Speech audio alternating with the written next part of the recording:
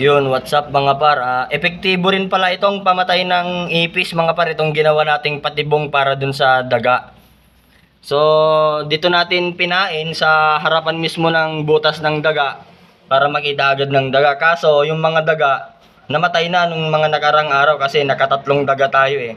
Epektibo rin pala ito mga par, pampatay ng ipis. Kita nyo mga par, oh. Ayan oh.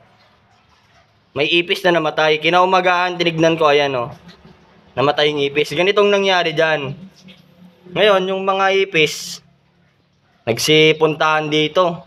Nakita nila tong asin, kinain nila.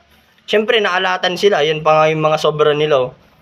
Nagkalat na sa gilid. Tapos nung naalatan sila, dumiretso sila dito sa tubig. Akala nila tubig, yung pala alak. Siyempre, nung uminom na sila ng alak, nahilo sila. Tapos, ayan oh, pumunta dito yung ipis, natalisod. Sa sobrang bilis ng takbo niya, nauntog siya dito. Ayun, patay. Pero itong isa, buhay pa to. Kaso lang, hilong-hilo pa kasi nauntog siya. Yun, oh. Hilong-hilo pa yan.